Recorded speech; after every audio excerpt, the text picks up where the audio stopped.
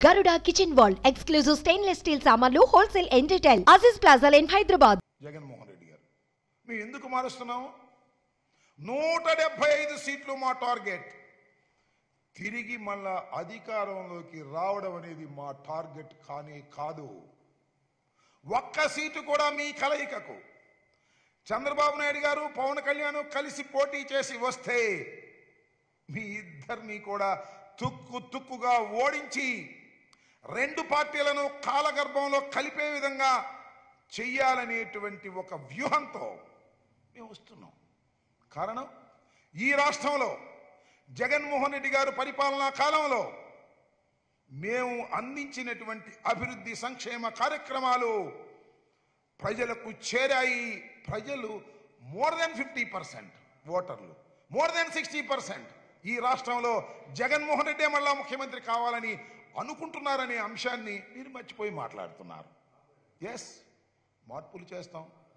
ఏమండి చంద్రబాబు నాయుడు గారు, మా మార్పుల మీద ఏదేదో మాట్లాడుతున్నారు కదా, మీ పరిస్థితి ఏంటి? అసలు మీరు మార్పులు ఎప్పుడు చేయలేదా?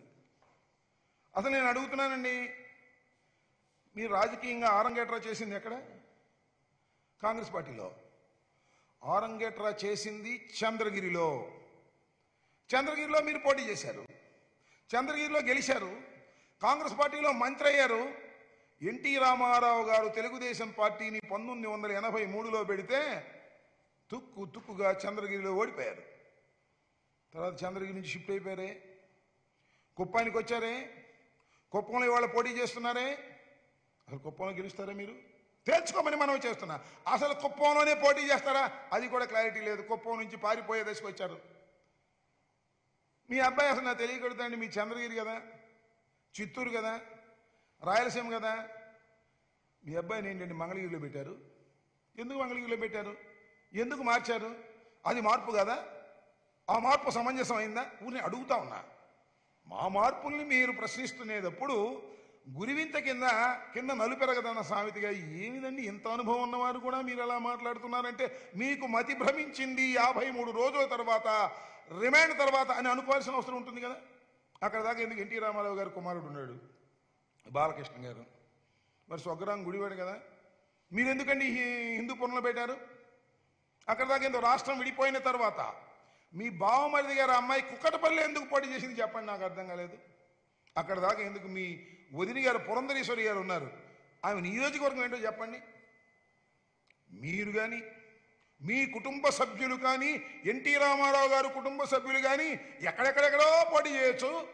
కానీ వైఎస్ఆర్ కాంగ్రెస్ పార్టీ అభ్యర్థులు మాత్రం అటు ఇటు మార్చుకుంటే మా సౌలభ్యం కోసం మీకెందుకయ్యా ఈ కడుపు మంట అని అడుగుతా ఉన్నా. చంద్రగిరి, మిమ్మల్ని ఎన్టీ రామారావు గారు చంద్రగిరిలో కొట్టారు దెబ్బ. ఇక్కడ మంగళగిరిలో జగన్మోహన్ రెడ్డి గారు మీ అబ్బాయిని కొట్టాడు దెబ్బ. అక్కడ చంద్రగిరిలో నువ్వు, ఇక్కడ మంగళగిరిలో మీ అబ్బాయి. రాసుకోండి, ఈ ఎన్నికల తర్వాత చంద్రగిరిలో మంగళగిరిలో ఇద్దరికి ఇక శంకరగిరి మాన్యాలే పట్టేటటువంటి పరిస్థితి ఉంటుందనేది మర్చిపోవద్దు. ఈ ఎన్నికల తరువాత తెలుగుదేశం పార్టీ భూస్థాపితం కాక తప్పదు, రాసుకోండి ఈ సందర్భంగా నేను చెప్పదలుచుకున్నా. అనేక సందర్భాల్లో అడుగుతూ ఉన్నాం, చెప్పలేరు మీరు. అది చెప్పకోకుండా సోదంతా చెప్తుంటారు, గంటలు ప్రెస్ మీట్ పెట్టి మీటింగుల్లో సోదంతా చెప్తుంటారు. 3 సార్లు ముఖ్యమంత్రిగా చేసే అవకాశం మీకు ఇస్తే 3 సార్లు క్యాబినెట్ని పరిపూర్ణంగా నిర్మించుకునేటటువంటి అవకాశం ఉభయ రాష్ట్రాల్లో 2 సార్లు, ఆంధ్రప్రదేశ్లో 1 సారి ప్రజలు మీకు ఇస్తే, ఓ నారా చంద్రబాబు నాయుడు గారు, నేను సూటిగా అడుగుతా ఉన్నా, సమాధానం చెప్పండి. 68% బీసీ, ఎస్సీ, ఎస్టీ మైనారిటీలకు జగన్మోహన్ రెడ్డి గారు ఒక్కసారి అవకాశం ఇస్తే మంత్రివర్గంలో స్థానం కల్పించాడే. ఒక్క రోజైనా నువ్వు 68% కదా 50% ఇచ్చావా? నాకు అర్థం కాలేదు. ఎస్సీలన్నా, ఎస్టీలైనా, బీసీలైనా, మైనారిటీలైనా నీ పల్లకి మోసేవారే అనుకున్నావు తప్ప పల్లకి ఎక్కేవారు కాదని భావించినటువంటి దుర్మార్గమైనటువంటి పరిపాలన మీది చంద్రబాబు నాయుడు గారు. అందుకే మీకు 23 సీట్లు ఇచ్చారు. అది గుర్తుపెట్టుకోమని ఈ సందర్భంగా మనవి చేస్తున్నా.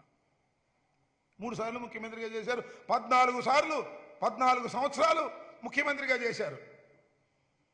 పేదవాడికి ఇళ్ల పట్టాలు ఇచ్చినటువంటి సందర్భాలు ఉన్నాయా? ఎస్, నేను చెప్తున్నా. జగన్మోహన్ రెడ్డి గారు ఒక్కసారి అవకాశం ఇస్తే ఈ రాష్ట్రంలో 30 లక్షల మందికి ఇళ్ల పట్టాలు ఇచ్చినటువంటి ఘనత జగన్మోహన్ రెడ్డి గారికి దక్కుతుంది.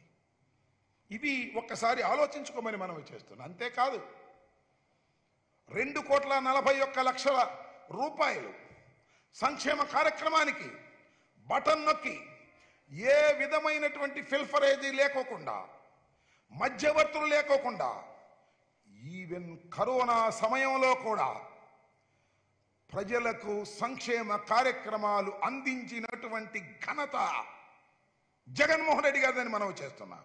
ఇవన్నీ చూసిన తర్వాత భయం పుడుతున్నట్టుంది చంద్రబాబు నాయుడు గారికి. మళ్ళీ తిరిగి వచ్చే అవకాశం లేదు. చాలా విస్పష్టమైనటువంటి అంశం ఇది. నిన్న మనం చేస్తున్న ఏనాడైనా చంద్రబాబు నాయుడు గారు 14 సంవత్సరాలు ముఖ్యమంత్రిగా ఉన్నారు, 3 సార్లు ముఖ్యమంత్రిగా ఉన్నారు ఉమ్మడి రాష్ట్రానికి. ఇక్కడికి ప్రభుత్వ పాఠశాలల పట్ల మంచి చూపు చూశారా? బాగు చేశారా? ప్రభుత్వ పాఠశాలను మూసివేశారు, ప్రైవేటు పాఠశాలలకు రాజమార్గం వేశారు. అలాంటి దౌర్భాగ్యమైనటువంటి పరిపాలన మీది. అందువల్లనే జగన్మోహన్ రెడ్డి గారు చక్కని పరిపాలన అందించేటటువంటి పరిస్థితికి వచ్చి ప్రజల కోసం పనిచేస్తున్నటువంటి ప్రభుత్వం కాబట్టి ప్రజలు జగన్మోహన్ రెడ్డి గారికి ఓట్లు వేయడానికి సిద్ధంగా ఉన్నారనేటువంటి అంశాన్ని మీకు కూడా తెలుస్తుంది. సహజంగా తెలవకుండా ఎందుకుంటుంది? మీరు కూడా సర్వేలు చేయించుకుంటారు కదా. జగన్మోహన్ రెడ్డి గారికి అద్భుతమైనటువంటి ఓటింగ్ పర్సంటేజ్ ఉందనేది విస్పష్టంగా అర్థమైన తర్వాత ఎవడు గెలుస్తాడు? పవన్ కళ్యాణ్ గెలుస్తాడా? లేకపోతే ఇంకెవడన్నా గెలుస్తాడా? అందరినీ కలుపుకుందాం, కలుపుకుంటే ఏదైనా 4 సీట్లు వస్తాయని తాపత్రయపడుతున్నటువంటి దశలో ఇవాళ తెలుగుదేశం ఉన్నది. ఈ విషయం జనానికి అందరికీ అర్థమైపోయింది. మా మార్పుల మీద, మాకు సంబంధించినటువంటి అంతర్గత విషయాల మీద ఏదో బాధ గెలిచే విధంగా మాట్లాడటం చాలా దురదృష్టకరమైనటువంటి అంశమని కూడా ఈ సందర్భంగా మనవి చేస్తున్నా.